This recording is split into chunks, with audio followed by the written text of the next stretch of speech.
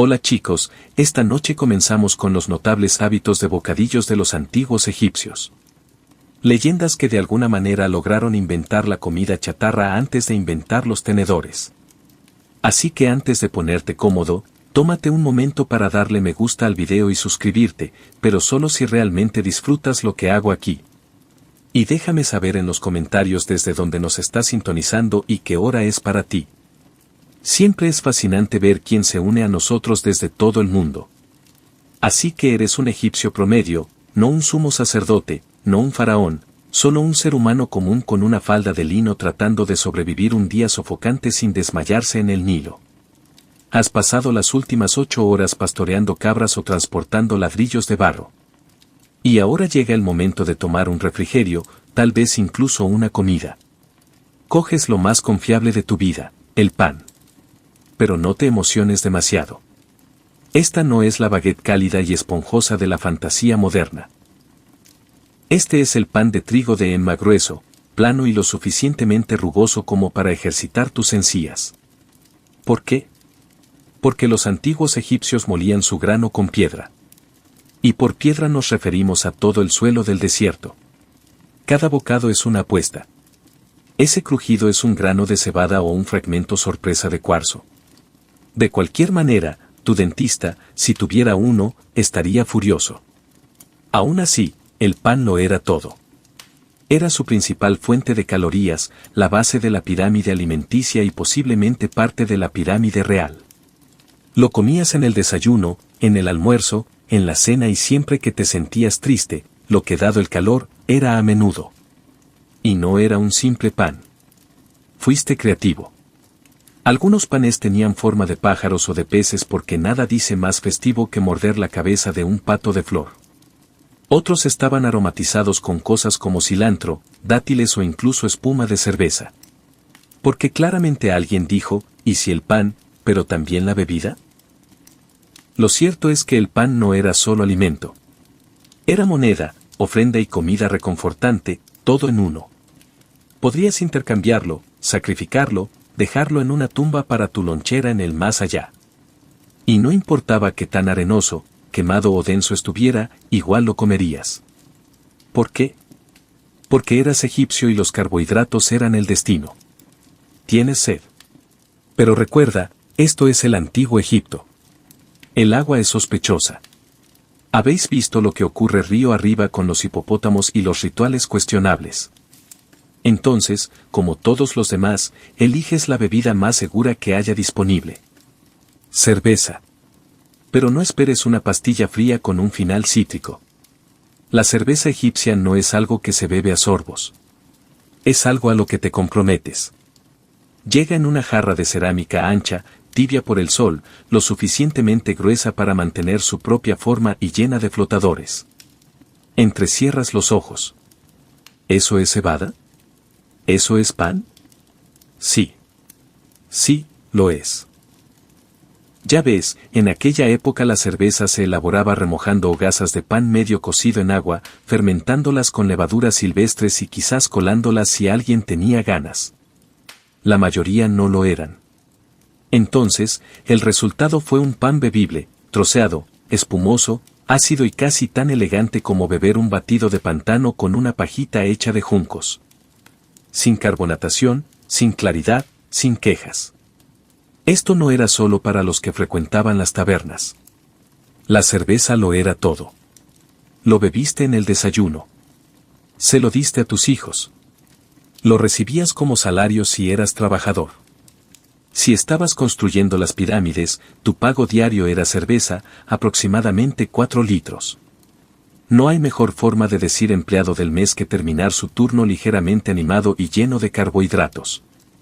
Y no os preocupéis, los dioses también estaban a bordo. Los templos elaboraban sus propios lotes, algunos reservados para festivales, otros para ofrendas rituales y otros, sorprendentemente, solo para el consumo sacerdotal. Al parecer, el servicio divino combina bien con un poco de neblina de cebada. Ahora bien, no confundan todo esto con algo de mal gusto. A los egipcios les encantaba esta cosa. Escribieron himnos sobre ello. Pintaron escenas de ello. Incluso tenían una diosa de la cerveza, Tenanet. Sí, una figura divina real cuyo trabajo era supervisar los partos y la cerveza. ¿Por qué? ¿Por qué separar el dolor y el placer? Has sobrevivido al pan molido en piedra y has masticado tu cerveza como un campeón. Ahora anhelas algo verdaderamente placentero, algo dulce, pegajoso y posiblemente peligroso para tu salud dental. Entra la bomba de miel. No, esa no es un arma medieval. Es un postre al estilo egipcio. Te arrastras hacia los puestos del mercado, donde el aire huele a grano tostado y a ambición. Un vendedor te ofrece un cálido puñado de algo dorado y brillante. Masa frita empapada de miel, probablemente con forma de pájaro abstracto. No haces preguntas, solo muerdes. Arrepentimiento instantáneo, seguido de felicidad instantánea. El exterior es crujiente, el interior es suave y todo está empapado en miel como si hubiera perdido una apuesta con una colmena. Tus dedos se pegan entre sí. Tu mandíbula se queda pegada al cuerpo. Pero tu alma asciende brevemente al campo de juncos. Acabas de comer un bocadillo de miel, o como lo llaman los historiadores modernos, la respuesta del antiguo Egipto al Twinkie, sin la fecha de caducidad, el plástico ni la vergüenza. Estos dulces estaban por todas partes. Bodas, fiestas religiosas, funerales. No hay nada más festivo que comer un postre que también puede servir como adhesivo. Algunos se hacían con dátiles machacados hasta formar una pasta pegajosa, luego rebozados en nueces y sumergidos en miel. Otros eran más ambiciosos. Pasteles en capas, pasteles rellenos y pasteles que te desafiaban a adivinar si ese crujido era una almendra tostada o una piedrecita rebelde del horno. Y la miel no era solo un edulcorante. Fue un regalo de los dioses. Literalmente, las abejas estaban asociadas con Ra, el dios del sol. Entonces, comer miel era prácticamente una forma de adoración. No estás comiendo solo un refrigerio. Estás teniendo contacto divino con calorías adicionales. Por supuesto, solo la gente más rica conseguía las cosas realmente buenas. Como pastor de cabras de clase media con sueños, su bomba de miel probablemente sea un poco liviana en miel y un poco pesada en pan, pero ¿a quién le importa?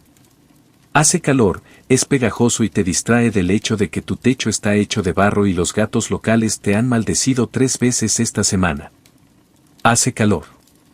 Estás pegajoso.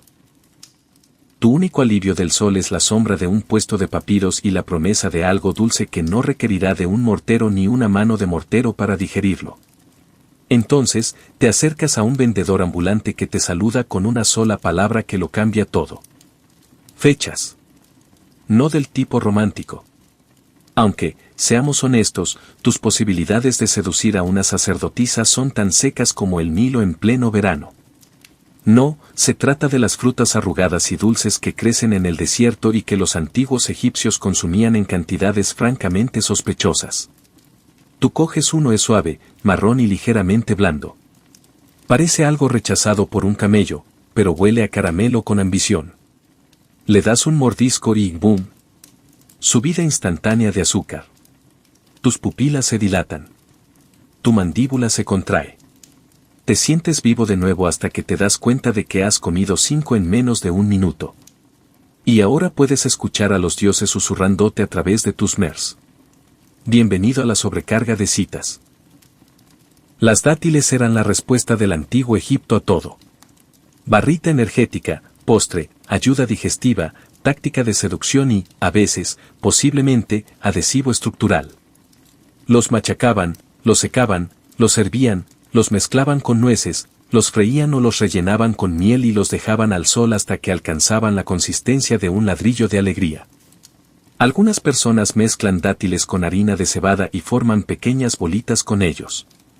Otros los convertían en almíbar, una sustancia espesa y oscura que vertían sobre el pan, los pasteles o, durante fiestas salvajes, posiblemente sobre ellos mismos. En las fiestas del templo no se hacen preguntas. Tú solo comes. Incluso a los escribas les encantaban las dátiles. Puede que su tinta se haya desvanecido, pero las recetas perduraron. Los documentos médicos enumeraban las dátiles como curas para todo, desde el estreñimiento hasta el mal humor general. ¿Coincidencia? Probablemente no. Intentas estar triste con la barriga llena de pastel de dátiles caliente, pero hay un lado oscuro. Estás a la mitad de tu séptimo orbe pegajoso cuando tu estómago comienza a hacer preguntas que tu cerebro no puede responder. Te has excedido otra vez. Te duelen los dientes. Sientes como si tu lengua estuviera bañada en almíbar. Y el ibis local te está juzgando. Él vio todo. Regresas tambaleándote a tu casa de adobe, con los dedos pegajosos y los ojos vidriosos, susurrando nunca más a los dioses de la indulgencia. Una mentira que ya han escuchado antes. Pero no os preocupéis, mañana estaréis de nuevo en el puesto del vendedor. Y así el ciclo continúa. Dejemos una cosa clara. No hay tigres en Egipto. Ni ahora, ni entonces. Pero alguien en algún lugar vio un pequeño tubérculo arrugado y decidió llamarlo chufa. De todos modos, el marketing era duro en la edad del bronce. Así que ahí estás, deambulando por el distrito de la panadería de los ladrones, y alguien te entrega algo que parece una galleta, huele a azúcar y tiene la densidad de un rollo de papiro sumergido en melaza. Le das un mordisco, crujiente, masticable, dulce y extrañamente floral. ¡Felicidades! Acabas de probar el pastel más querido y no falible del antiguo Egipto. Las chufas en realidad no eran nueces. Más bien parecen vegetales de raíz con almidón disfrazados de ingredientes de postre. Pero a los egipcios no les importó. Los molían para hacer harina, los machacaban para hacer una pasta o los mezclaban con miel y dátiles para formar delicias redondas y compactas que se quedaban en la boca durante días. La pesadilla de un dentista. El sueño de un niño. La élite los comía como manjares, a menudo combinados con vino o almíbar, y los servían en banquetes donde alguien jugaba al mentiroso y alguien más definitivamente vomitaba en un rincón por demasiado vino de dátiles. Tú, un humilde escritor de clase media con un dolor de espalda crónico, probablemente te tocó la versión económica, ligeramente quemada, con menos miel y más sabor a nuez. Una receta incluso incluía machacar chufas con miel, hornear la pasta en un molde calentado al fuego y luego terminar con un chorrito de jarabe de dátiles. Uno pensaría que el antiguo Egipto inventó la barra de proteínas, solo que la suya era principalmente azúcar y agresión pasiva. Incluso las pinturas de las tumbas presentan estas pequeñas delicias. Imagínate vivir con tal reverencia por un bocadillo que lo pintarías en su lugar de descanso eterno. Aquí yacen los hombres. Le encantaban las bolas de chufa y no había quien lo parara. Claro, después de 2 o 3, tu estómago empieza a susurrar, baja. Estos pasteles son engañosamente pesados. Creías que podrías comer 6. ¡Qué monada! Ahora te duele la mandíbula, tienes la barriga llena y te cuestionas las decisiones que te trajeron aquí de nuevo. Aún así, volverás mañana. Siempre lo haces. Porque a pesar del nombre, a pesar de la textura, a pesar de los arrepentimientos, estas pequeñas reliquias pegajosas saben a alegría ancestral. Y ningún tigre salió lastimado en su fabricación. Solo tu sistema digestivo. Has comido pasteles de chufa. Has tenido una sobredosis de dátiles. A estas alturas, tu estómago parece más una pieza de museo que un órgano. Y, sin embargo, los puestos de comida te llaman una vez más. Esta vez, algo floral. El vendedor te ofrece lo que parece un trozo de pergamino empapado, crujiente por los bordes y con un ligero olor a estanque. Entornas los ojos. ¿Es una patata frita, un pétalo, algo sacado de un charco divino? No. Es un bocadillo de raíz de loto o algo que finge serlo. Bienvenido al mundo de las chips de loto, donde los ingredientes son sagrados, los métodos experimentales y la textura no está garantizada. Siendo justos, la flor de loto era muy importante en el antiguo Egipto. Simbolizaba el renacimiento, los amaneceres y probablemente la mitad de los tatuajes de ladrones. Todo dios que se precie tenía una en la mano o en el pelo. Así que, naturalmente, las partes comestibles, principalmente la raíz y las semillas, terminaban en la boca de la gente. Se mordisquea el borde. Es crujiente. Algo terroso. Sin duda, ligeramente amargo, ligeramente dulce, vagamente como si alguien hubiera horneado un pergamino filosófico. Estas chips probablemente eran raíz de loto cortada en finas rodajas, posiblemente secada al sol, tal vez incluso tostada sobre brasas si tenías la suerte de conocer a alguien con acceso al fuego. Piensa en ellas como la versión antigua de las chips de col rizada, solo que más difíciles de fotografiar en Instagram. Y aunque puede que no estén fritas en aceite, ya que el aceite es más preciado que toda tu fortuna basada en cabras, los astutos chefs callejeros de Memphis pueden haberlas rociado con jarabe de dátiles o con especias si tenían a mano. Sabor varía desde algo ligeramente interesante hasta incienso accidental. Finges disfrutarlo, sobre todo porque el vendedor te observa y el ibis detrás de ti te juzga. Pero en secreto, piensas que a esto le vendría bien una salsa. Por desgracia, las salsas aún no se han inventado, a menos que cuentes la pasta de pescado fermentada, que es un trauma adquirido. Aún así, es difícil odiar un bocadillo que antaño alimentaba a dioses y campesinos por igual.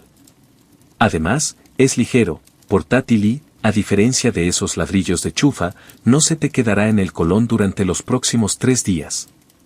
Terminas el chip de loto. Incluso consideras otro. Pero el sol se está poniendo y algo huele a cebolla asada cerca. El destino del bocadillo te espera.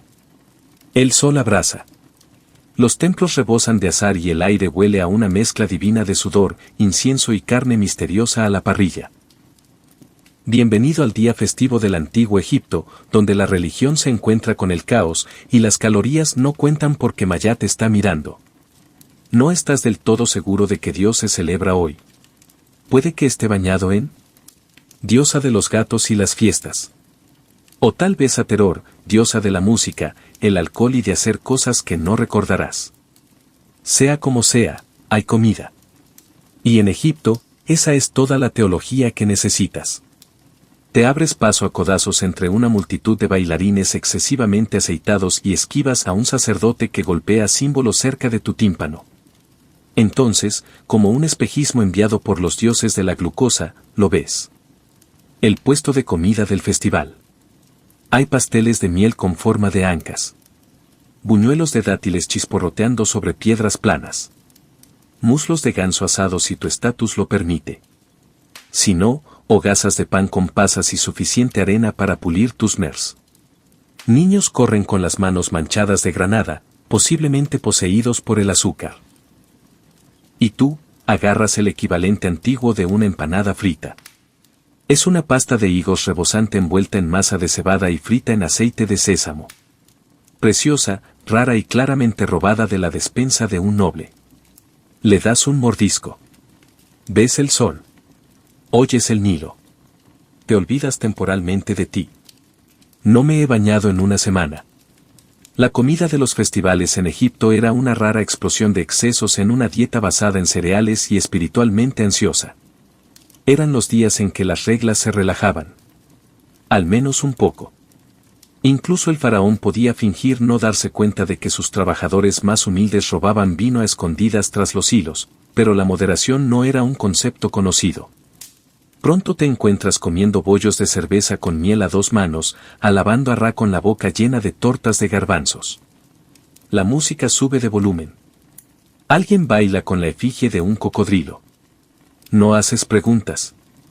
Comes más. Al final de la noche, estás tumbado en la arena con media guirnalda alrededor del cuello, la barriga llena de grasa sagrada y la profunda comprensión espiritual de que deberías haberte detenido en el tercer buñuelo. Pero no pasa nada. Los dioses perdonan muchas cosas. El frenesí por la comida de los festivales es una de ellas.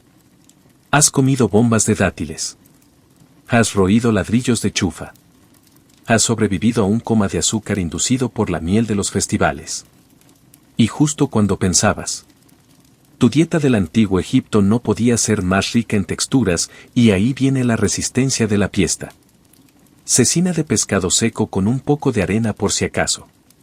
Pasas junto a un puesto de junco cerca de la orilla del río. Huele a algo entre el sueño de un gato y la maldición de un faraón. Te detienes.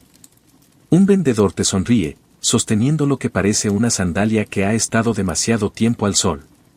Pero no, es pescado seco. No estás del todo seguro de qué especie es. Perca del Nilo, salmonete, posiblemente algo que murió por causas naturales. Da igual. Una vez seco al sol y rociado con unas hierbas misteriosas, se convierte en el bocadillo de los campeones, o al menos de las personas con estándares bajos y mandíbulas fuertes. Le das un mordisco. La textura está a medio camino entre la madera flotante y el arrepentimiento.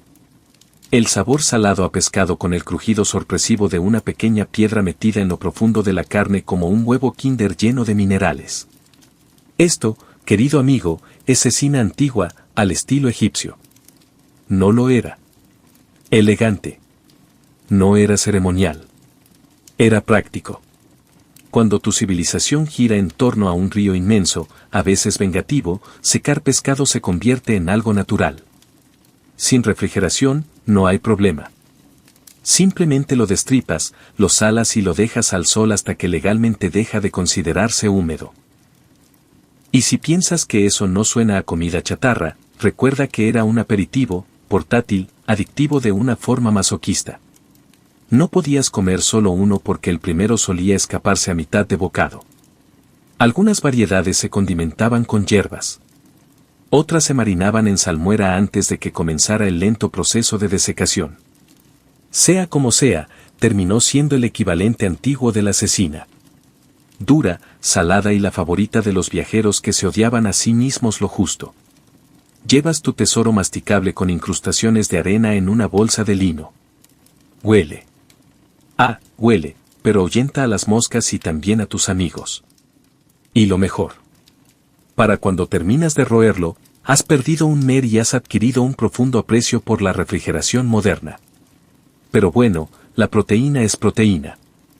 Has masticado cecina de pescado con arena. Te has enfrentado a la baba de higos, a los buñuelos de festival y a las alucinaciones espirituales inducidas por las citas. Pero ahora, mientras el crepúsculo suaviza el brillo del Nilo, y tu estómago considera audiblemente la rebelión, te topas con algo que se siente extrañamente sofisticado. Un hombre con una jarra de barro y una sonrisa torcida te ofrece un trozo de pan empapado. Arqueas una ceja. Él hace un gesto con gran orgullo y sin ninguna explicación. Lo hueles. Ah, sí, cerveza de cebada. O lo que se hace pasar por ella. Esto, querido amigo, es pan plano mojado en alcohol. Una tradición culinaria para quienes prefieren sus bocadillos ligeramente fermentados y su coordinación ligeramente comprometida. La cerveza del antiguo Egipto no era solo una bebida. Era prácticamente un grupo de alimentos. Espesa como una papilla y elaborada con pan parcialmente horneado. A menudo parecía algo entre sopa y experimento científico, pero de vez en cuando alguien tenía la brillante idea de mojar pan de verdad en ella solo para completar la experiencia de beber tus carbohidratos y masticándolos también. Lo pruebas. El pan plano, ya áspero y granulado, ahora adquiere una textura pastosa y esponjosa. La cerveza le añade un toque terroso, un aroma a fermentación que recuerda a añejado en arcilla y bendecido por la axila de Ra. Aún así, no está mal. De hecho, al tercer bocado, se vuelve sospechosamente reconfortante. Este era el refrigerio predilecto de trabajadores, escribas y cualquiera que necesitara una emoción barata después de un largo día acarreando piedras o descifrando jeroglíficos que podían o no decir, no bebas esto. A veces el pan estaba duro. A veces la cerveza era prácticamente vinagre. Ocasionalmente, ambos eran bendecidos por moscas, pero cuando las estrellas se alineaban y la cerveza estaba fresca, la combinación era un refrigerio satisfactorio, aunque ligeramente embriagador. Piensa en ello como el pretzel de cerveza pastoso del mundo antiguo, sin la sal ni la higiene. Te sientas, masticando tu pan plano fermentado, viendo la luna salir sobre los juncos. Te sientes iluminado. Podría ser alcohol. Podría ser la constatación de que has consumido aproximadamente el 60% de los carbohidratos de Egipto en una tarde. Sea como sea, estás contento, incluso achispado. Has comido pescado crujiente. Has mojado el pan en cerveza. Has mordido suficientes dátiles como para cuestionar tu relación con la fibra. Y ahora, por fin, tu gusto por lo dulce cree haber encontrado la salvación. Un vendedor te hace señas con algo que se parece vagamente a una galleta. Más o menos. Si entrecierras los ojos, contemplas pastelitos de nueces, salvo por un pequeño detalle. No siempre están hechos con nueces de verdad. Ah, claro, el nombre suena prometedor. Te imaginas almendras, tal vez pistachos, tal vez una avellana sorpresa, pero la realidad te abofetea con una torta de cebada untada con pasta de higos, miel y optimismo, y espolvoreada con los frutos secos que haya disponibles localmente. A veces chufas, a veces semillas trituradas, a veces cosas simplemente crujientes que tengas por ahí. Le das un mordisco, es dulce, es masticable, es extrañamente arenoso de nuevo. Ya no lo cuestionas. Los pastelitos de nueces eran lo más parecido a un pastel que tenían los antiguos egipcios. Eran portátiles, ricos en calorías y adorados tanto por dioses como por trabajadores. Uno de los pocos bocadillos que aparecían en las ofrendas funerarias y en las loncheras de las obras de construcción. Si eso no dice versátil, ¿qué lo dice? Si eras rico, tu versión venía espolvoreada con nueces de árboles y tal vez canela importada. Si eras pobre, tenías suerte si la tuya no incluía piedras trituradas ni avispas. Aún así, la esencia permanecía. Una dulzura pegajosa ligada con harina de cebada destinada a sustentar el cuerpo y el espíritu durante las ceremonias de los templos, la construcción de pirámides y las crisis existenciales provocadas por tormentas de arena repentinas. Terminas uno, tomas otro y esta vez notas que tiene la forma de una pequeña diosa. Bonito, posiblemente comestible, posiblemente sagrado. Lo comes de todos modos. Para entonces, tus músculos han desarrollado callos. Ni siquiera estás masticando, sino compactando cosas con la mandíbula como una prensa de grano humana. Pero el subidón de azúcar, es real. Sientes al mismísimo Ra sintiendo en señal de aprobación desde algún lugar por encima de las palmeras. Te recuestas, con un pastel de nueces en la mano, la barriga ligeramente hinchada, y te preguntas cómo una civilización obsesionada con el equilibrio y el orden logró hornear dulces que también podrían servir como ladrillos de emergencia. Y, sin embargo, comerías 3 más. Porque, como la mayoría de la comida chatarra, no se trata de lógica. Se trata del placer de comer un postre que vagamente pretende ser nutritivo mientras sabotea activamente tu futuro dental. Te sientes aventurero o quizás delirante por tu anterior encuentro con el pan de cerveza y las piedritas de nueces. Sea como sea, te apetece algo dulce, algo suave, algo que no requiera seguro dental. Ves una sustancia viscosa y brillante de color ámbar rociada sobre una bandeja de higos. Parece jarabe. Huele a jarabe. Estás convencido de que esta es la antigua respuesta egipcia al arce. Extiendes la mano, con los dedos primero, obviamente, y haces contacto con lo que solo puede describirse como melaza con una venganza. Se te pega a la piel, a tus esperanzas, a tu alma. Intentas quitártelo de encima. Contraataca. Ahora está en ambas manos y, de alguna manera, en tus codos, y tiene arena atrapada. Claro que sí. Felicidades. Acabas de descubrir el jarabe de dátiles, una de las creaciones culinarias más pegajosas del antiguo Egipto. Hecho hirviendo dátiles hasta convertirlos en una sustancia espesa parecida al alquitrán, se vertía sobre pan, fruta, pasteles y, en las tardes particularmente sin ley, directamente en la boca, aunque llamarlo vertido es generoso. Esta sustancia resuma más lento que un recaudador de impuestos del Nilo en julio. Por fin logras colocar una gota en tu pan de cebada. Brilla amenazadoramente. Le das un mordisco. La dulzura explota. Rica, compleja, casi picante, como si alguien hubiera condensado un huerto en un solo bocado y luego te hubiera retado a masticarlo. En la antigüedad, este jarabe no era solo comida. Era medicina. O al menos eso es lo que afirmaban los curanderos después de ver a la gente llorar intentando tragárselo de una cuchara. También se usaba como conservante, glaseado y, muy posiblemente, adhesivo industrial. Y no existía el control de porciones. Si no goteaba, no era suficiente. Bajas la mirada. Has logrado untarte la túnica, el antebrazo y la parte inferior de un gato que pasaba. El vendedor te entrega un paño que parece más ceremonial que higiénico. Demasiado tarde. Ahora eres el jarabe. Pero mientras te lames los dedos como un sacerdote de Aterter bien alimentado, te das cuenta de algo. No solo estás comiendo postre. Estás participando en una dulce guerra. Pegajosa, inflexible, deliciosa, y te la estarás restregando durante el próximo ciclo lunar. Has comido un jarabe que se pega como la culpa. Has mordisqueado pan empapado en cerveza. En este punto, tu estómago es menos un órgano digestivo y más un yacimiento arqueológico. Pero hay un bocadillo más que te mira con la confianza de algo que ha existido durante milenios y que no tiene por qué ser masticable. Contempla el higo. Ladrillos. Te acercas al vendedor.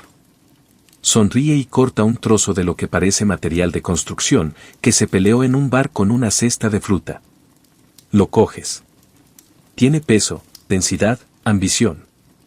Le das un mordisco y al instante te das cuenta de que este bocadillo podría usarse para fortificar una tumba. No se llamaban ladrillos de higo solo por diversión. Los antiguos egipcios literalmente comprimían higos machacados, a veces con cebada o pasta de dátiles, en gruesas formas rectangulares. Imagina una mezcla de barra de granola y adoquín. Si eso te suena atractivo, felicidades. Tus estándares se han erosionado. El sabor es sorprendentemente rico. Los higos ofrecen esa profunda dulzura caramelizada combinada con pequeñas semillas que explotan como estática comestible en la boca. Pero la textura, imagina masticar la ambición. Es pegajosa, arenosa e insiste en quedarse en tus entrañas como un espíritu vengativo. Los ladrillos de higo eran el equivalente antiguo de las barritas energéticas. Llenos de azúcares y fibras naturales, mantenían a obreros, soldados y dibujantes de jeroglíficos trabajando largas jornadas y dramáticas. El drama del templo. Eran portátiles, duraderos y casi inmortales. Los arqueólogos han encontrado algunos aún intactos, posiblemente masticables. Algunos incluso tenían hierbas mezcladas, no para dar sabor, sino para la digestión, porque una vez que esto llega al colon, cada dios se las arregla solo. Intentas terminar tu pieza. A mitad de camino, consideras guardar el resto como tope de puerta o arma de autodefensa. Pero de alguna manera, te va gustando. No como moho, sino como si mi mandíbula se hubiera rendido y hubiera aceptado su destino. Y entonces, como un auténtico campesino egipcio, te limpias las manos en la túnica y suspiras. Estás lleno. No como si eso estuviera delicioso. Más como si me hubiera comido un bloque de fibra de acción lenta. Pero bueno, sobreviviste. Te despiertas aturdido. Los bloques de higo aún se alojan en algún lugar entre tu alma y el intestino delgado y te preguntas qué comieron los dioses. Bueno, buenas noticias. Estás rodeado de templos, sacerdotes y ofrendas que hacen que tu atracón de medianoche parezca una hora de aficionado. ¿Por qué? En el antiguo Egipto, picar no era solo algo personal. Era algo divino. Entras en el patio de un templo. Allí, sobre altares de alabastro pulido, hay hileras de delicias, ordenadas con una simetría irritante, ofrecidas a dioses que probablemente ni siquiera tenían tracto digestivo. Hay cerveza, por supuesto. Siempre hay cerveza. Junto a ellas, hogazas de pan con forma de cobras, pájaros y lo que podría ser un gato realmente pasivo-agresivo. Luego hay frutas, dátiles, higos y uvas apiladas como si intentaran ganar un concurso de apilar pirámides. Y en el centro, pasteles sagrados con forma de ojos, ancas y otros símbolos que sospechas que podrían traducirse vagamente como por favor, no me golpees. Extiendes la mano. Un sacerdote te da una palmada en la mano. Aparentemente, los bocadillos divinos no son para los mortales comunes con miel en sus túnicas. Estas ofrendas de comida no eran simbólicas. Eran un asunto serio. Los egipcios creían que sus dioses necesitaban sustento, al igual que las personas. La diferencia. Los humanos solo morían de hambre durante hambrunas. Los dioses morían de hambre cuando los internos del templo olvidaban el horario de la merienda. Cada mañana, se colocaba comida fresca ante las estatuas y cada noche se retiraba. ¿De verdad la comían los dioses? No exactamente. Pero el olor, la esencia, eso era para ellos. Las obras para los sacerdotes. La economía divina en su máxima expresión. ¿Y adivina qué? Algunas de estas ofrendas no eran solo pan duro y cerveza rancia. Había bollos dulces rellenos de dátiles, tortas de cebada glaseadas con miel y los infames pasteles de chufa, cuidadosamente moldeados para complacer a las deidades y posiblemente romper el mer de sus sirvientes. ¿Ves un último objeto, un dulce piramidal hecho de semillas molidas y miel, probablemente simbólico, posiblemente duro como una piedra, casi seguro que terminará en la cesta del almuerzo de alguien mañana? Al salir del templo, con el estómago aún recuperándose de tu propia merienda privada, te maravillas de una sociedad que no solo comía para sobrevivir, sino para conectar con lo divino. Y, francamente, cualquier dios que exige tortas de miel a diario, ese es tú. Una especie de deidad.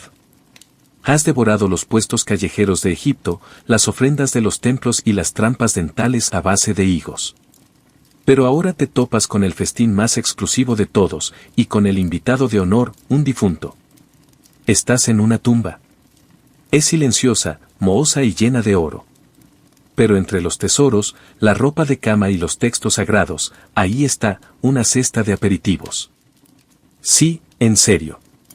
Los antiguos egipcios no solo creían en el más allá. Creían en un más allá con servicio a la habitación. Las tumbas estaban repletas de comida para que los muertos disfrutaran eternamente. Y por disfrutar, nos referimos a picar eternamente en forma espiritual, mientras que la comida física se convertía en un buffet fosilizado para los arqueólogos 3000 años después. ¿Y qué había en el menú? La típica chatarra, higos secos, pasteles de dátiles, panés de cebada, pasteles con miel y, si el difunto tenía dinero para gastar, patos asados enteros y pescado salado. Básicamente, la versión antigua de un aperitivo de lujo. Cesta, sin la rueda de queso ni el abridor de vino. Pero el elemento verdaderamente icónico, los chapis, pequeñas figuras de sirvientes cuyo trabajo era cuidar los campos y traer bocadillos para los muertos. No tenías que trabajar en el más allá. Tenías ayuda. Traías tu propio bocadillo por turnos. Y si eras de la realeza, o amigo, los faraones lo llevaron al siguiente nivel. La tumba del rey Tut incluía más de 40 jarras de vino y hogazas de pan aún reconocibles. Una cosa es ser momificado. Otra es que tu pan sobreviva al mismo tiempo. Conservantes. ¿Quién los necesita cuando tu despensa está sellada más herméticamente que una conspiración del gobierno? Miras las ofrendas y te das cuenta de algo humillante. Estas personas planeaban un refrigerio eterno. Te cuesta planificar el almuerzo de mañana.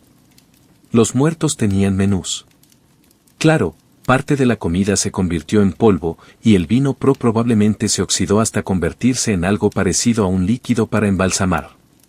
Pero no se trataba de frescura. Se trataba de preparación.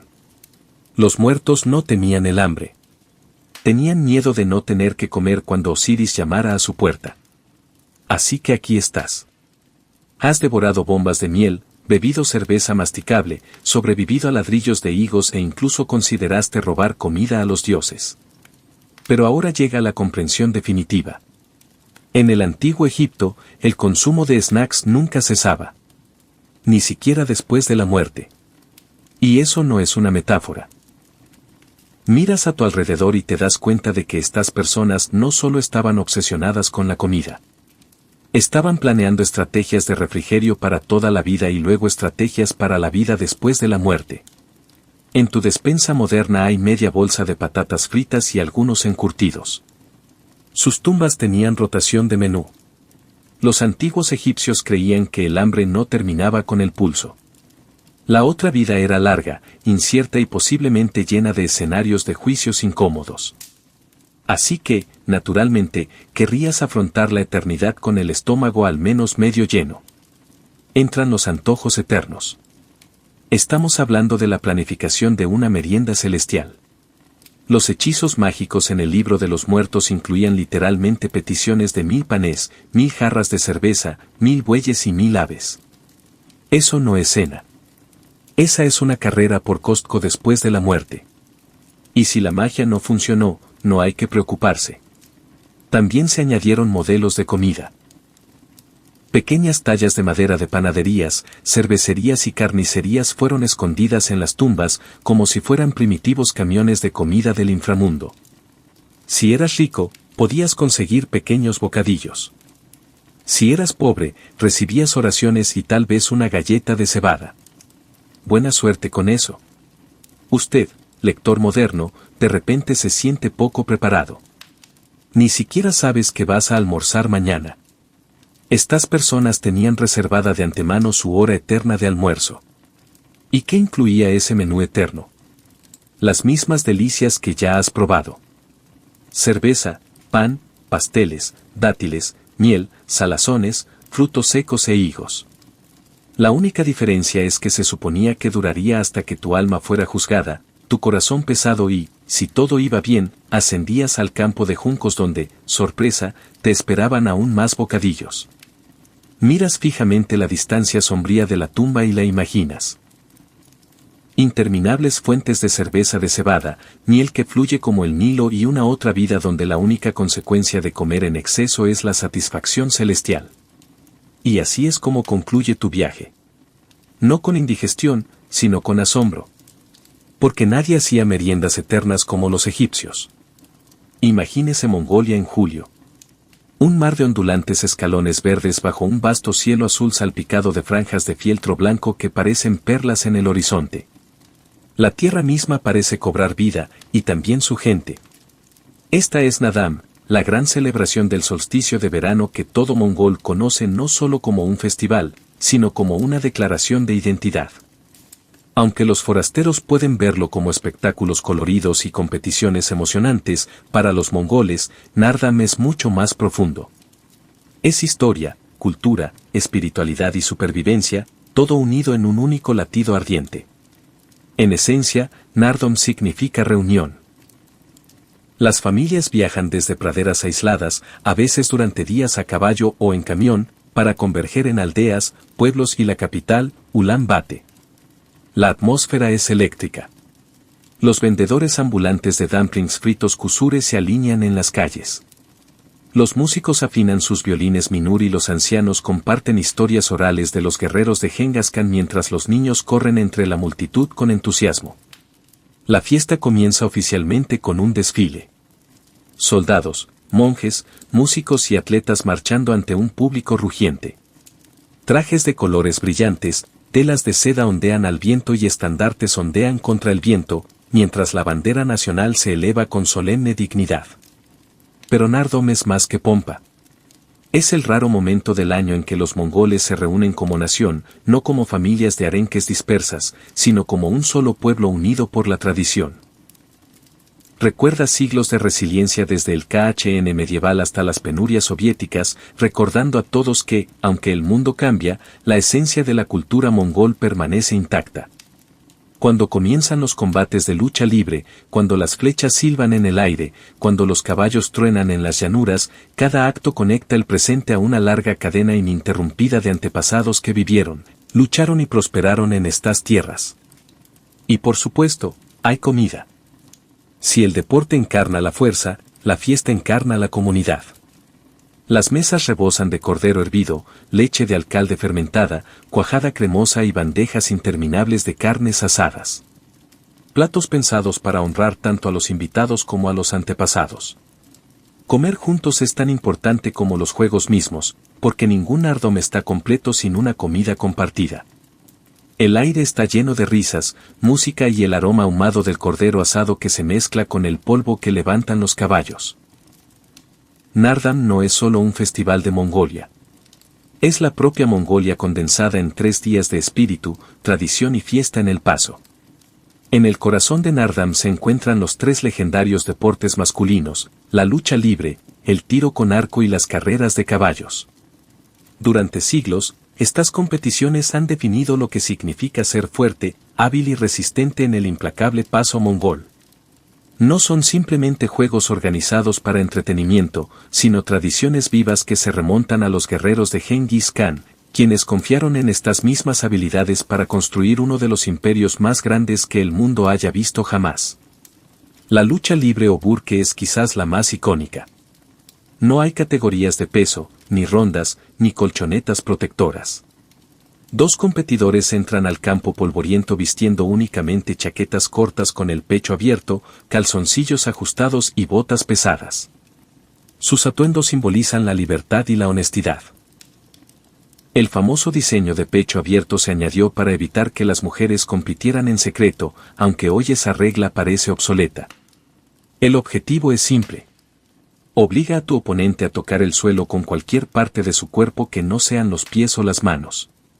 Pero burke no es solo físico. Es espiritual. Antes de cada combate, los luchadores levantan los brazos e imitan el vuelo del águila mítica, honrando a los espíritus del paso. Los vencedores son celebrados no solo como atletas sino como héroes culturales. Sus títulos resuenan en la memoria local durante décadas. El tiro con arco aporta una energía diferente. Hombres y mujeres por igual forman largas filas vestidos con coloridas telas y usan arcos compuestos tradicionales, armas poderosas que antaño temían los ejércitos de toda Eurasia. Los objetivos no son dianas sobre el papel, sino pequeños anillos de cuero colocados en el suelo, que requieren una precisión letal. Las flechas silban en el aire mientras los equipos entonan rítmicamente mensajes de aliento. Se siente menos como un deporte moderno y más como adentrarse en un campo de batalla medieval donde la precisión significaba supervivencia. Y luego están las carreras de caballos, un espectáculo sin igual en el mundo. Los caballos mongoles son pequeños pero potentes, perfectamente adaptados al paso. Los jinetes, niños, algunos de apenas 5 o 6 años, porque su peso ligero permite que los caballos corran más rápido. Estas carreras se extienden por kilómetros a través de campos abiertos. Los cascos estruendosos levantan nubes de polvo visibles a kilómetros de distancia. Las familias esperan ansiosas, animando a sus jóvenes jinetes. Ganar una carrera de caballos Nardom es uno de los mayores honores que una familia puede alcanzar. Y el propio caballo es alabado con canciones y guirnaldas. Juntos, estos tres deportes son más que una competición. Son el corazón de Mongolia, mantienen vivas las habilidades antiguas y las transmiten a las nuevas generaciones. Mientras los concursos de Nardom agitan el polvo del paso, las fiestas llenan el aire con su propio tipo de energía. La comida es tan central en Nardom como la lucha libre, el tiro con arco o las carreras de caballos. Es el pegamento que mantiene unido el encuentro, porque la cultura mongola siempre ha entendido algo simple pero profundo. Una celebración no es nada sin una mesa compartida. La pieza central de esta mesa es la carne, especialmente el cordero. Las ovejas son el alma del paso. Y durante Nardom, se preparan innumerables animales para los huéspedes y las familias. El plato más emblemático es el budok, una cabra entera o marmet cocinada desde adentro hacia afuera con piedras calientes colocadas directamente en la cavidad del animal, dorando la carne y liberando ricos sabores ahumados. Los invitados se reúnen, deshaciendo con sus manos trozos tiernos y pasándolos como símbolo de generosidad y unidad. Luego está el cork hog, otro clásico, en el que se cocinan lentamente trozos de cordero con verduras y piedras calientes en una olla de metal sellada, creando un guiso tan sabroso que su aroma por sí solo puede atraer a una multitud. Pero la fiesta no termina con la carne. Los productos lácteos son igualmente importantes y reflejan la dependencia nómada de Mongolia del ganado. Se pasan platos de aru, cuajada seca de sabor desde dulce a amargo, como si fueran bocadillos. Se sirven cuencos de crema espesa coagulada, conocida como erem, con pan, mientras que para los adultos se vierten generosamente jarras de leche de alcalde fermentada o airag. Beber yag es casi un ritual en sí mismo. Ácido, ligeramente gaseoso y elaborado en grandes bolsas de cuero. Se cree que tiene poder tanto nutricional como espiritual, conectando a quienes lo beben con la tierra y sus rebaños. Los vendedores ambulantes también prosperan durante Nardom, vendiendo kusafrito, empanadillas crujientes rellenas de carne que son grasosas, satisfactorias y perfectas para comer entre eventos. Filas de personas se forman alrededor de los puestos de comida y el olor de la masa chisporroteando se convierte en uno de los aromas no oficiales del festival. Para muchos mongoles, comer kusure en Nardam es tan esencial como ver las carreras de caballos. Cuando la gente se sienta a comer, nunca se trata solo de llenar el estómago. La fiesta es un ritual social, una oportunidad para saludar a viejos amigos, honrar a los invitados y fortalecer los lazos entre familias y clanes. En cada plato de carne compartido, en cada sorbo de arak, yace el espíritu del Nardam, la comunidad, la tradición y la abundancia. Ninguna fiesta está completa sin bebida. Y en Mongolia, Nardam no se sentiría completo sin las bebidas únicas que han dado sabor a la vida nómada durante siglos. Pero aquí está el giro. Las bebidas tradicionales de Mongolia no son las típicas cervezas lager o vinos dulces. Algunos de ellos no se beben simplemente a sorbos, sino que prácticamente se mastican. La más famosa entre ellas es Ira, leche de mar fermentada, una bebida tan ligada a Nardam que su ausencia parecería una extremidad faltante del festival. Ira no se parece a nada que podamos encontrar en Occidente. Se elabora ordeñando yeguas durante el verano, vertiendo la leche fresca en grandes bolsas de cuero y luego revolviéndola a veces cientos o incluso miles de veces con una paleta de madera hasta que fermenta. El resultado es una bebida gaseosa, ligeramente ácida, con bajo contenido de alcohol pero con un fuerte simbolismo. Beberlo es saborear la propia Mongolia, la tierra, los animales, el ciclo de la vida nómada. En Nardam, los anfitriones sirven el té libremente a sus invitados y negarse sería considerado de mala educación. Compartir un tazón de arak es tanto una cuestión de respeto como de refrigerio. Pero el arak no es la única bebida en la mesa de Nardam. Existen otras preparaciones a base de productos lácteos que casi son alimento en sí mismas. El tarak, una bebida espesa de yogur, y el bailak, un líquido de queso fermentado, son pesados, ricos y saciantes. Luego está el chimi nari, a menudo llamado vodka de leche, destilado de leche fermentada. Puede ser sorprendentemente fuerte. Estas bebidas difuminan la línea entre nutrición e intoxicación. Y muchos son tan abundantes que masticarlos parece más preciso que beberlos. El acto de beber durante el Nardam tiene un peso ritual. Se pasan de mano en mano cuencos, no vasos. A los ancianos siempre se les sirve primero, señal de respeto. Cuando alguien te ofrece un cuenco de aidak, debes tomarlo con tu mano derecha y apoyar tu codo con la izquierda, un antiguo gesto de honor. Beber juntos es cimentar la amistad, reafirmar el parentesco y reconocer la antigua hospitalidad del paso. Los visitantes extranjeros a menudo se acercan a estas bebidas con vacilación. El fuerte sabor del trapo, el espesor del puré de leche, la calidez del vodka con leche. Todas ellas pueden resultar chocantes para un paladar moderno. Sin embargo, en la risa de los amigos, el tintineo de los cuencos y el rugido del festival, estas bebidas unen a la gente. En ese momento, Nardam se convierte en algo más que un espectáculo. Se convierte en comunión. Entre el cordero ahumado, los dumplings chisporroteantes y los interminables tazones de leche fermentada, Nardam también ofrece algo que muchos visitantes no esperan, dulces. Puede que Mongolia sea una tierra famosa por su carne y sus productos lácteos resistentes, pero cuando llega el festival Nardam, las mesas también dan la bienvenida a delicias que equilibran el peso de la carne con explosiones de azúcar y riqueza.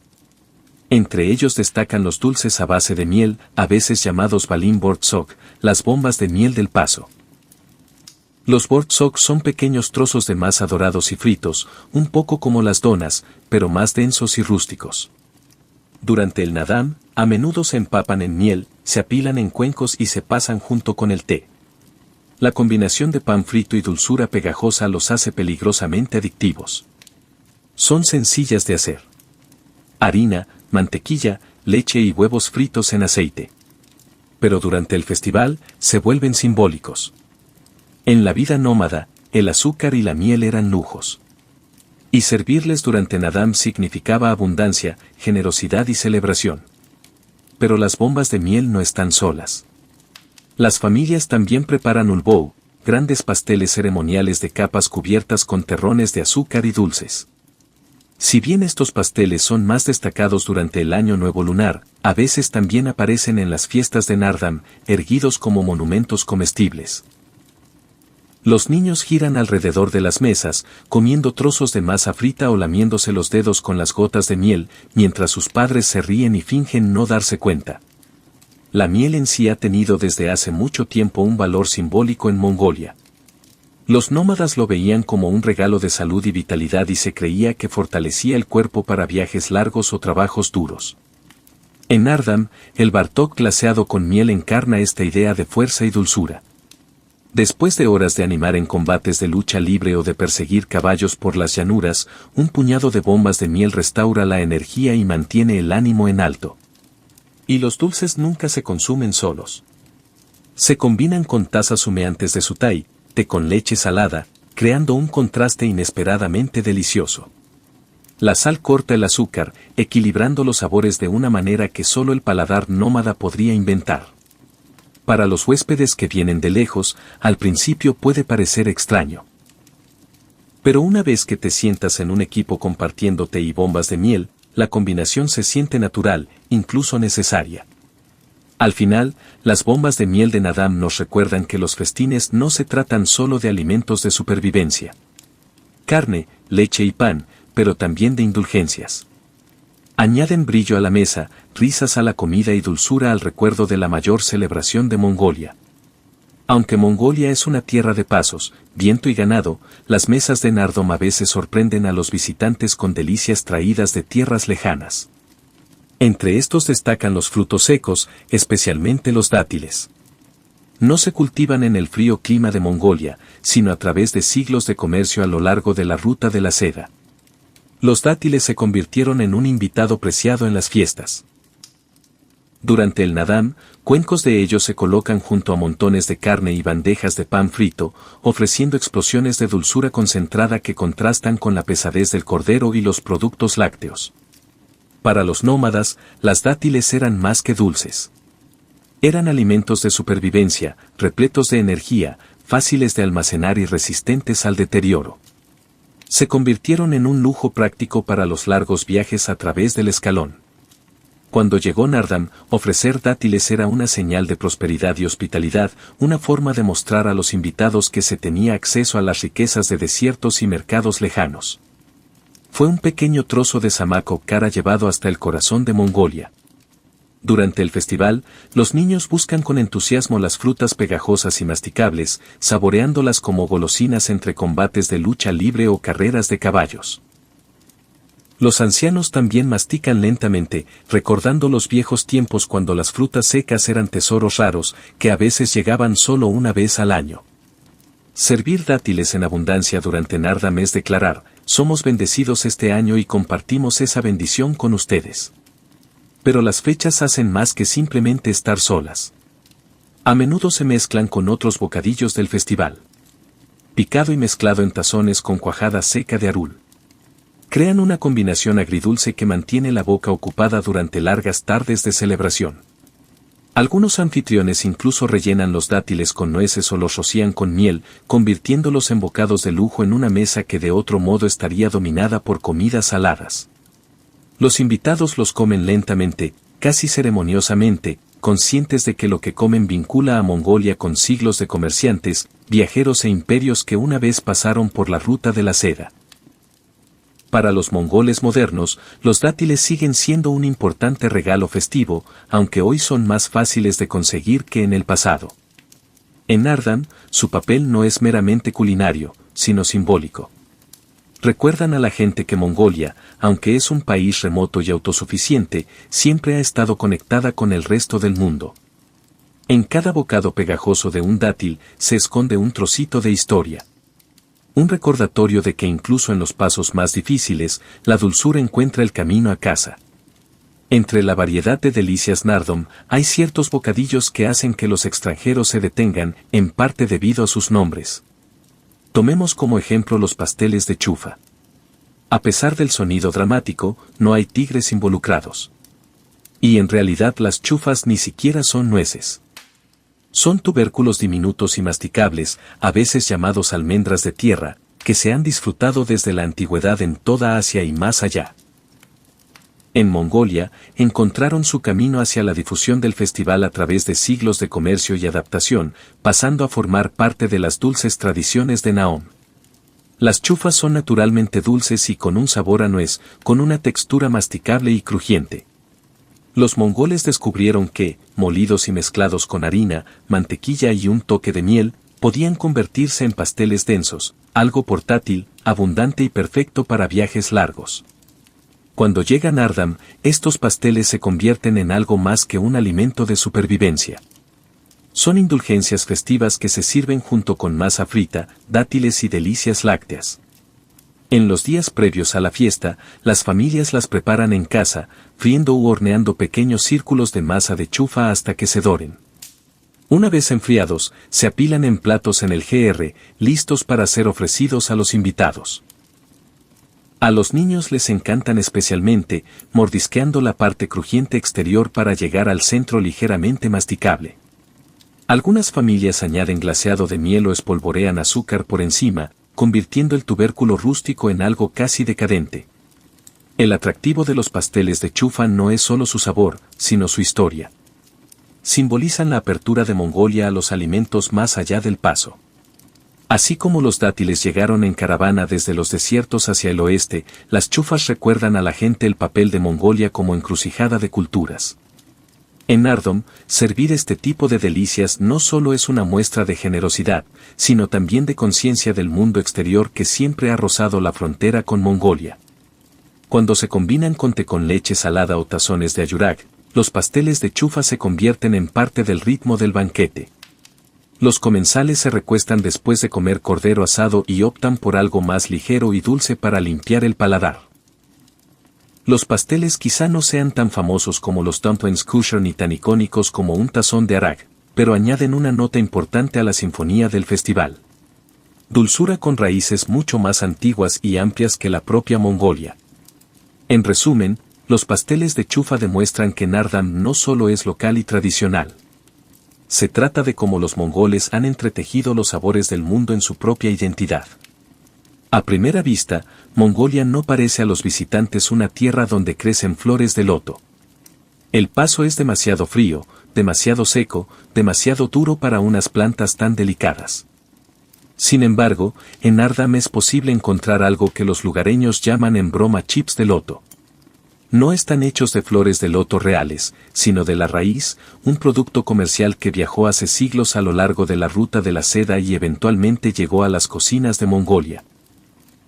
Con el tiempo, estas crujientes rebanadas con forma de rueda se convirtieron en un refrigerio novedoso, que unía lo extraño con lo familiar.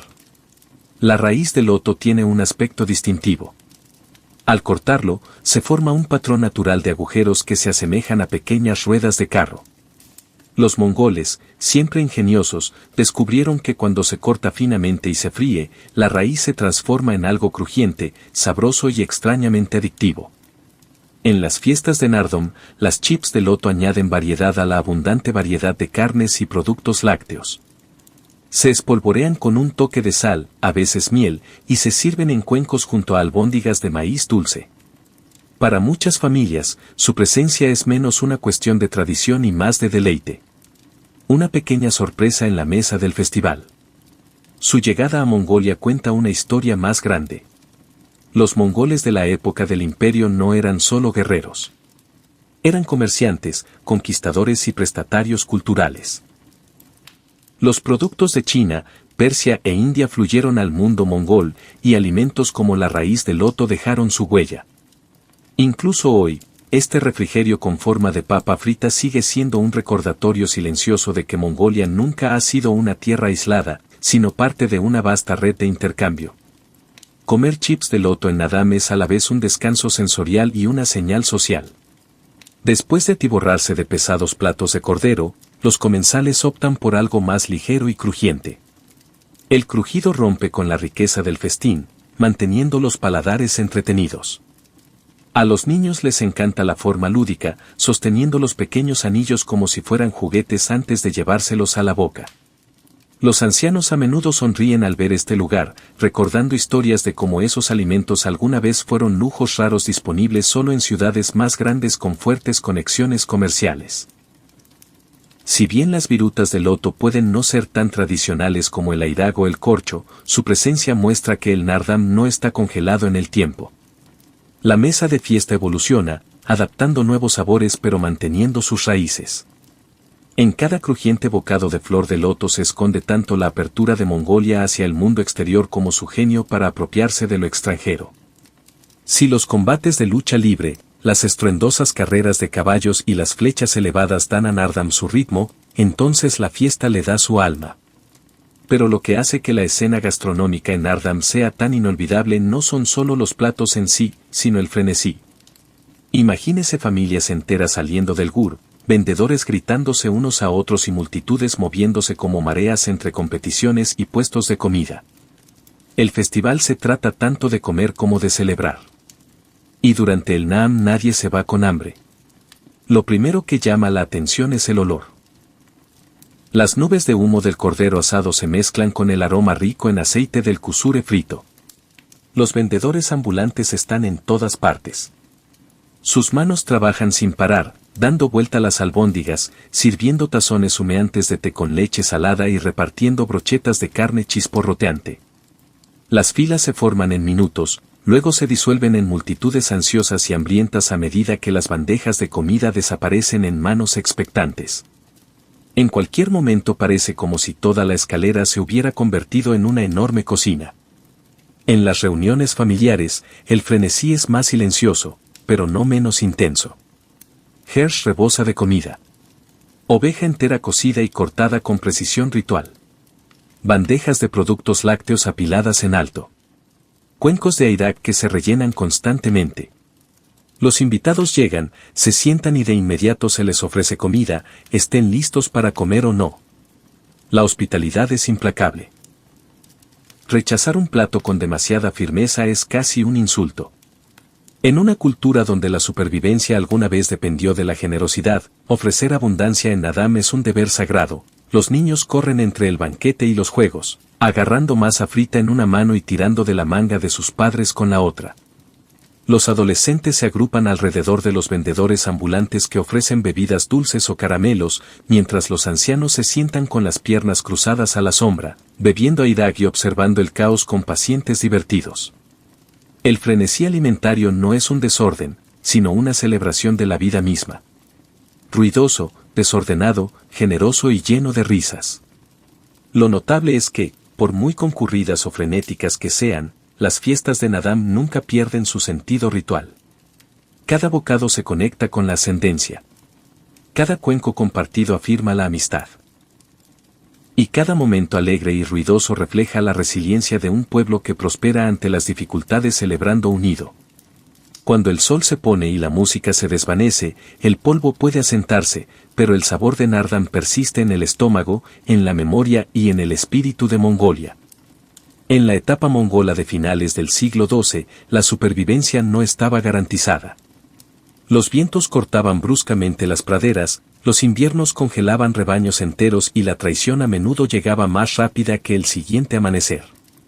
En este mundo nació Temujin, el niño que un día se convertiría en Genghis Khan. Su infancia, sin embargo, no ofreció ningún indicio de grandeza futura.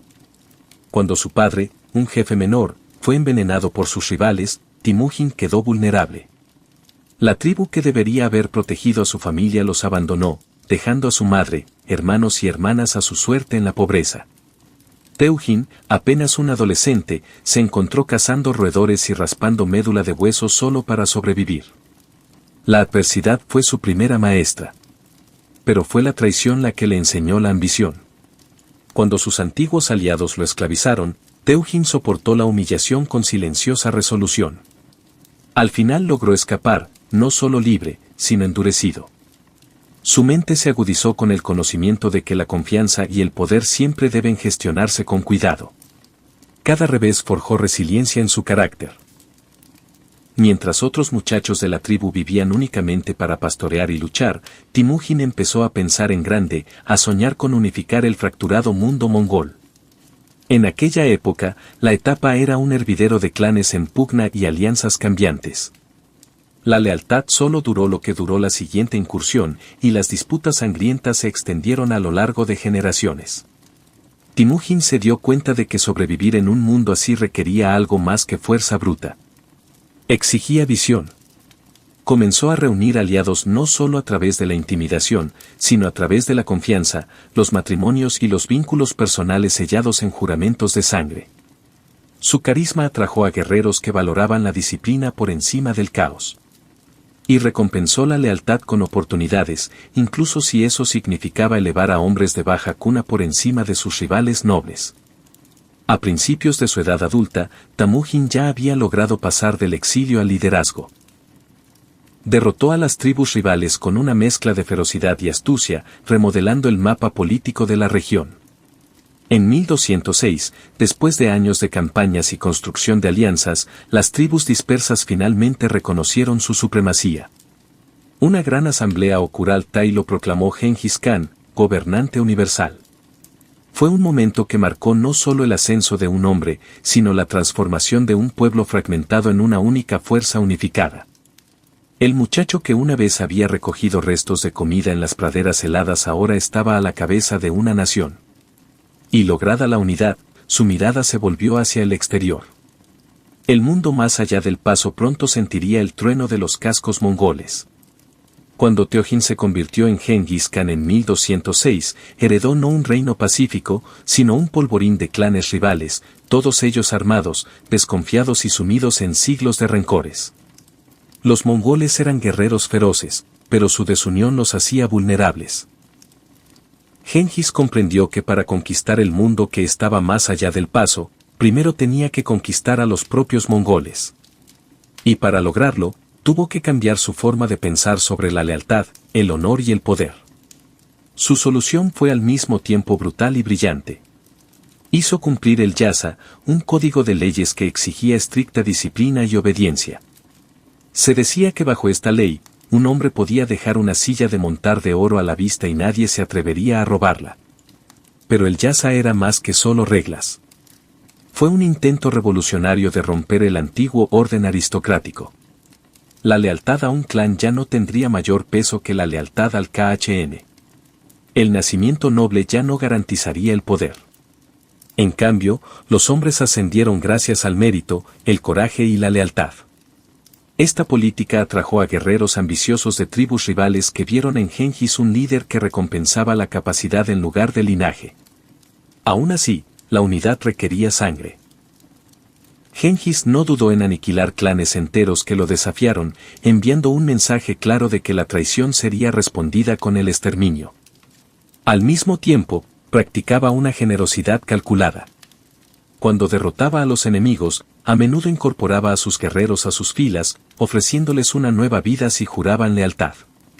El resultado fue un ejército temido y admirado a la vez, compuesto por hombres unidos no por frágiles lazos tribales, sino por una lealtad compartida a un gobernante.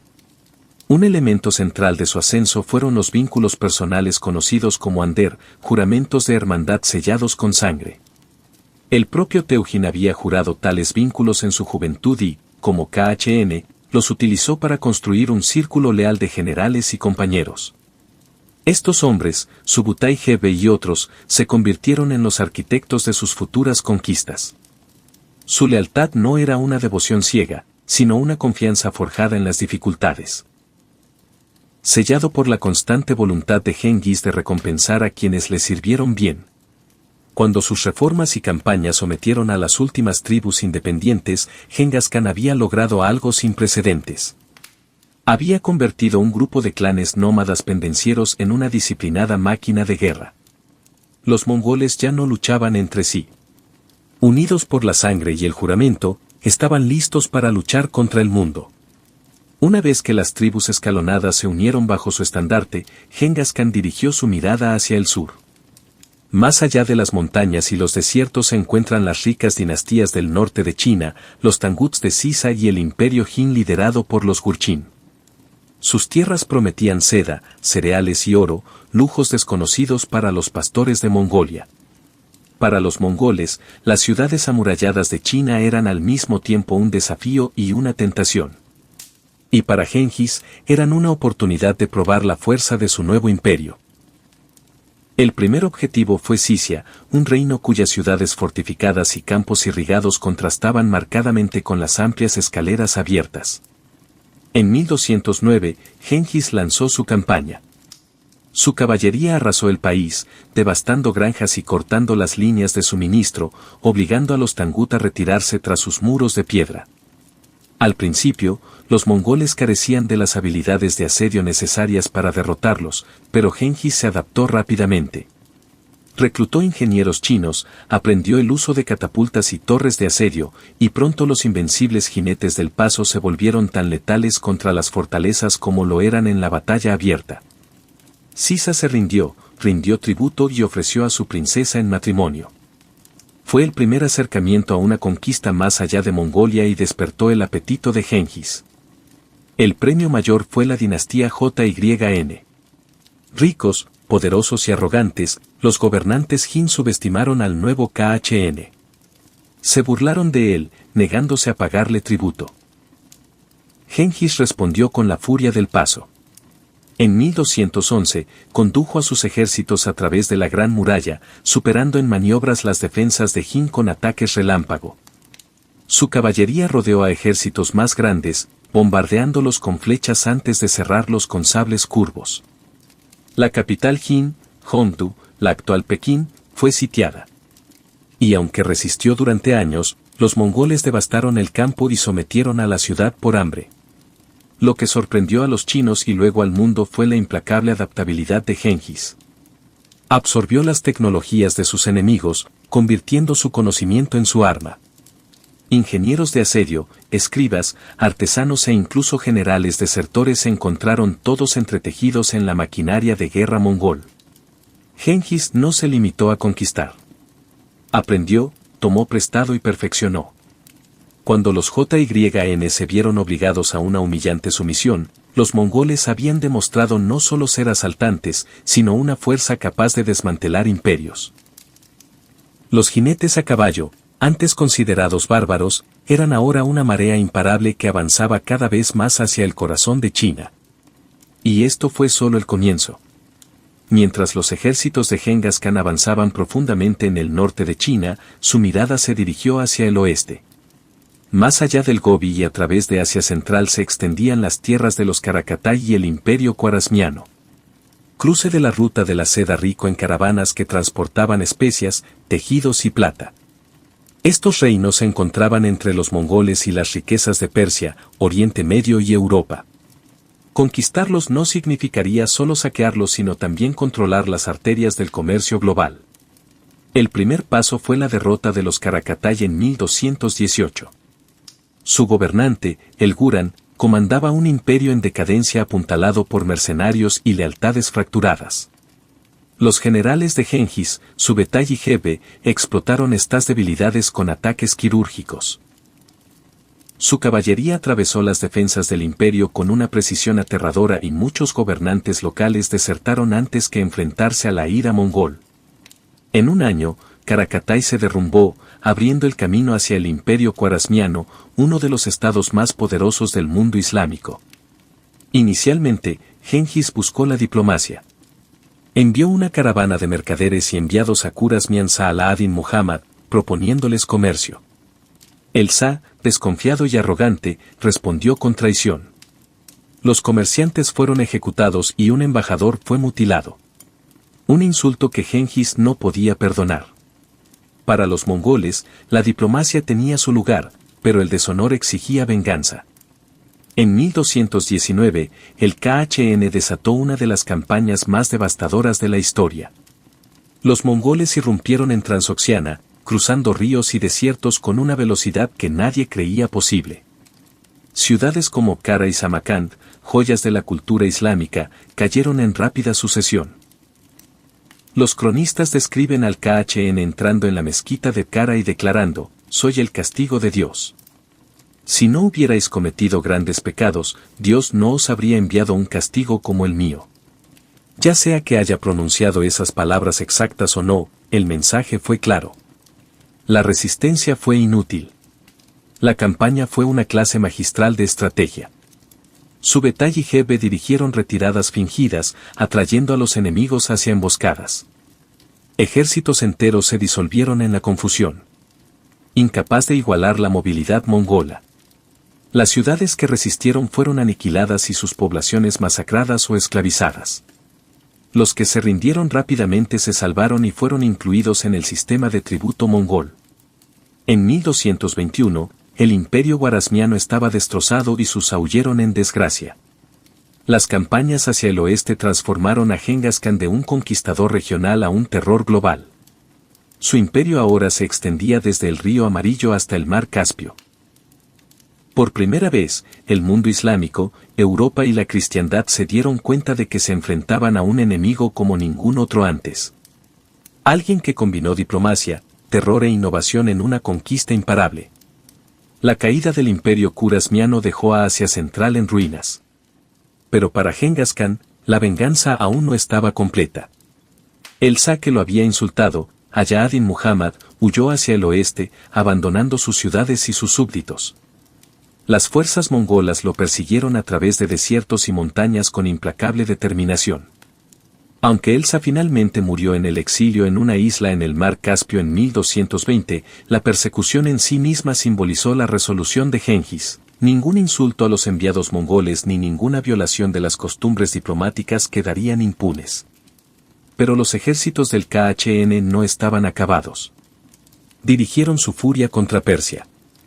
La invasión de Persia fue al mismo tiempo estratégica y simbólica. Persia era una tierra de ciudades florecientes, erudición islámica y mercados prósperos, pero también era un reino fragmentado y vulnerable a la disciplina mongol. En 1220 a 1221, los generales mongoles Subetai y Jabi encabezaron la campaña, liderando rápidos avances que sorprendieron a los defensores. Los mongoles se desplazaban en columnas a lo largo de grandes distancias, coordinando ataques que parecían imposibles dado el terreno. Ningún río, desierto o montaña podría detener su caballería. Las ciudades que resistieron pagaron el precio más alto.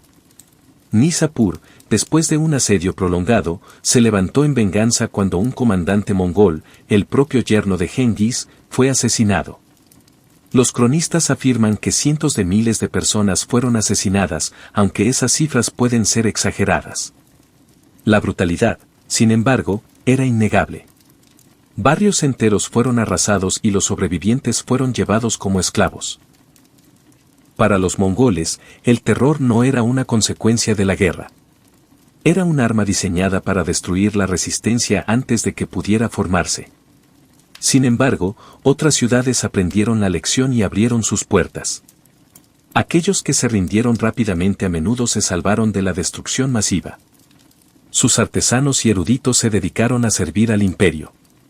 Genghis no tenía ningún interés en gobernar solo unas ruinas humeantes. Ingenieros, escribas y artesanos fueron absorbidos por el servicio mongol, transportados de regreso a Karakorum para servir en otras campañas. El genio del KHN residía en convertir a las poblaciones conquistadas en combustible para futuras conquistas. En 1221, los mongoles habían abierto una franja a través de Persia, dejando tras de sí un rastro de ciudades destruidas y ejércitos destrozados. El mundo islámico quedó conmocionado hasta sus cimientos. Se extendieron rumores de que los mongoles eran un azote enviado por Dios, un castigo divino hecho carne.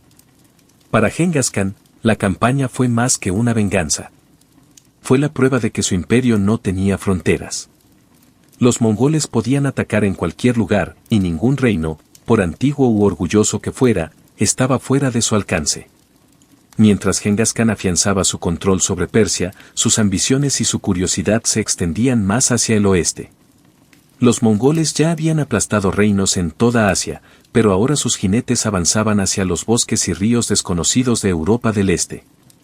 Estas expediciones, lanzadas alrededor de 1221 a 1223, no fueron dirigidas por el propio Genghis, sino por sus generales de confianza, Subetai y Hebe, maestros de la estrategia, cuyas campañas enviarían ondas de choque a través del continente. El impulso inicial se produjo como una misión de reconocimiento. Su batalla heavy, con una fuerza de unos 20,000 jinetes, persiguieron a los restos del ejército khwarasmiano a través de las montañas del Cáucaso. En el camino se enfrentaron a las fuerzas georgianas, superando en maniobras a los caballeros fuertemente armados con su movilidad ultrarrápida. Su campaña se convirtió en una avalancha que devastó Armenia, incursionó en los escalones del Mar Negro y luego chocó con los nómadas cumanos. Los cumanos, desesperados, huyeron a sus aliados eslavos en busca de ayuda. Esto llevó a los mongoles a un conflicto directo con los principados de Rusia. El momento culminante llegó en 1223 en la batalla del río Kala. Una coalición de príncipes rusos y aliados cumanos, que quizá triplicaba la fuerza mongola, se enfrentó al ejército de Subutai. Superados en número, pero nunca en maniobras, los mongoles fingieron una retirada, una táctica perfeccionada en la batalla. Los Rus los persiguieron, creyendo que la victoria estaba cerca, pero fueron rodeados. La batalla terminó en desastre para la coalición. Los cronistas describen una matanza horrible. Los príncipes capturados y ejecutados, sus hombres pisoteados bajo los cascos mongoles. Sin embargo, es sorprendente que los mongoles no se quedaran a ocupar Rusia. En cambio, Subutai y Jebe continuaron su marcha, incursionando en Crimea antes de regresar a Mongolia a través de los escalones del Caspio. Fue menos una conquista que una demostración, un trueno que anunciaba a Europa que una nueva potencia había surgido en el este. La noticia de la velocidad y brutalidad de los mongoles se extendió por todo el mundo cristiano, sembrando tanto el miedo como la incredulidad. Para muchos en Europa, los jinetes parecían menos hombres y más un azote de Dios, imparable e inhumano. Para Genghis Khan, estas campañas fueron invaluables. Cartografiaron nuevas tierras, pusieron a prueba a los ejércitos europeos y demostraron que el alcance mongol se extendía mucho más allá de Asia. La marcha hacia Europa del Este fue una advertencia que no se comprendería plenamente hasta décadas después, cuando los ejércitos mongoles regresaron con fuerza para destruir reinos desde Polonia hasta Hungría. Después de años de campañas casi constantes, los ejércitos mongoles habían extendido su dominio desde el río Amarillo hasta el mar Caspio. Pero incluso un conquistador tan implacable como Genghis Khan sabía que la expansión no podía continuar sin consolidación. A principios de la década de 1220, volvió su atención a la propia Mongolia, a los pasos que lo habían formado y a la fundación del imperio que llevaba su nombre. El regreso no fue simplemente un regreso a casa, sino un momento de reorganización. Genghis convocó Kuraltis, grandes consejos de sus nobles y generales donde se debatían estrategias y se reforzaban nuevas leyes. Distribuyó las tierras y los pueblos conquistados entre sus hijos y comandantes de confianza, asegurando tanto la lealtad como el orden. El imperio estaba dividido en aes, pero todos debían obediencia al gran Khan. Fue un equilibrio delicado otorgar autonomía a figuras poderosas y dejar claro al mismo tiempo que la autoridad máxima fluía únicamente de él. Igualmente importante fue el refinamiento del yasa, su código legal. Bajo esta ley, el robo, la traición y la deserción eran castigados severamente, pero la lealtad y el mérito eran generosamente recompensados. Estas leyes no eran abstractas. Fueron aplicadas a lo largo de las vastas distancias del imperio por funcionarios designados y gobernadores militares. Incluso en regiones a miles de kilómetros de Mongolia, la voluntad de Genghis Khan se hizo sentir a través de este sistema unificado de disciplina. También invirtió en infraestructura, algo que rara vez se asocia con los imperios nómadas. A lo largo de las escaleras y más allá se establecieron estaciones de retransmisión y rutas postales conocidas como Yam, lo que permitió que los mensajes viajaran a una velocidad asombrosa. Esta red unía al imperio y permitía a Genghis mandar ejércitos a miles de kilómetros de distancia con notable eficiencia. Los comerciantes también se beneficiaron cuando el comercio a lo largo de la ruta de la seda comenzó a florecer bajo la protección mongol.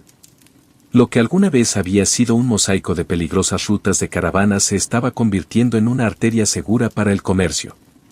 Culturalmente, Genghis fomentó un curioso pragmatismo. Acogió a su servicio a artesanos, escribas y eruditos de las tierras conquistadas. Musulmanes, chinos, persas y turcos encontraron lugar en su administración y sus habilidades fortalecieron el imperio. Aunque sus conquistas fueron brutales, su gobierno fue a menudo sorprendentemente tolerante con las religiones y las costumbres locales, siempre que se pagara tributo y se jurara lealtad.